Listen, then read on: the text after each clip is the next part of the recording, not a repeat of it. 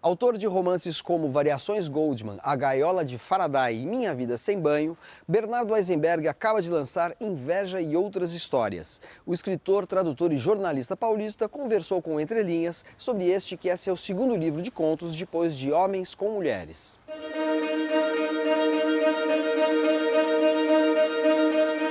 Inveja e Outras Histórias é um livro que foi escrito todo de uma vez, com uma concepção da estrutura das narrativas, ou são contos publicados ao longo do tempo que você reuniu aqui?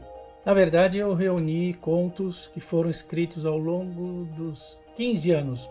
São 10 contos inéditos e os demais foram escritos ao longo desses últimos anos. E você identifica alguma temática reincidente nessas narrativas? Todos eles tratam de alguma forma de encontros, desencontros, algumas questões emocionais, afetivas, que são muito profundas dentro de todas as pessoas, e eu procuro explorar isso desde sempre. No fundo tem um fio que acaba unindo todos eles, que é esse aspecto, vamos dizer, das nossas dificuldades no dia a dia mesmo, nas coisas que a gente faz, numa viagem, ou mesmo nas relações entre as pessoas, familiares ou não, né? Pequenos acidentes que acontecem, pequenas frustrações, algumas coisas que a gente não dá muita importância.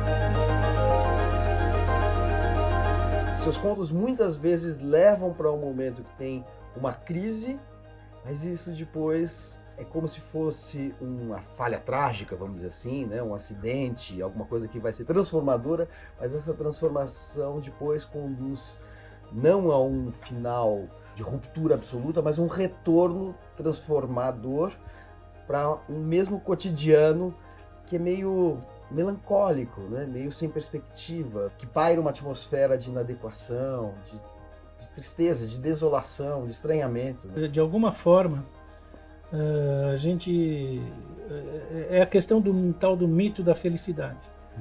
Por mais que você entre num determinado êxtase, em alguma situação muito positiva, de alegria, de êxtase, de contentamento, talvez na esquina seguinte você vai precisar recuar um pouco. Eu faço tudo isso meio que intuitivamente, quer dizer, eu não penso muito nisso. Acaba acontecendo, é como se eu achasse que, olha, não dá para ser tão feliz assim, vamos cortar um pouco isso daí. Como romancista, a gente identifica várias das leituras que você fez, os autores que de alguma maneira são importantes para você. Enfim, a gente vê que assim, a sua narrativa romanesca é marcada por alguns autores. Thomas Bernhard, por exemplo, né, que está no Variações Goldman, né, certamente é uma presença forte e tal. E nos contos, quais são as presenças ocultas aqui? Se eu fosse escolher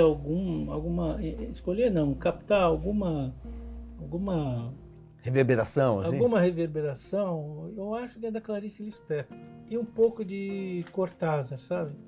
No sentido daquela ideia de ter um impulso, um determinado impulso, que diferentemente do caso dos romances, nos contos, para mim, sempre o que me moveu a escrever um conto foram impulsos, foram cenas específicas, diálogos específicos, ou um sentimento muito forte, que eu queria entender o que está acontecendo. E é isso que acaba sempre me movendo para escrever um conto.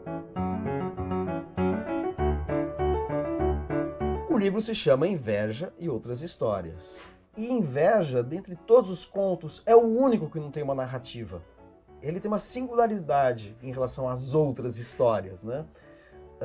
O que é o Inveja e por que você escolheu dar o título do livro de Inveja e Outras Histórias? É um conto que de fato não conta, como você diz, não narra uma história, uma sequência de fatos, mas foca intensamente, eu acredito, em poucas horas desse personagem, em que ele vive uma crise e ele lida com um sentimento o tempo inteiro, que é o sentimento de inveja, mas tentando entender da maneira mais profunda possível o que é inveja nesse caso. Ele é um dos contos mais recentes que eu escrevi e acredito que eu puxei, vamos dizer assim, por o título, pela ideia de inveja em si, que eu acho uma ideia muito interessante discutir, de pensar, de tentar se aprofundar no que é exatamente esse sentimento que todo mundo tem. Eu acho que é uma questão, mais uma vez, de sentimentos que existem em todos nós e que normalmente não são explorados tão a fundo na literatura, ou pelo menos não tanto quanto poderiam.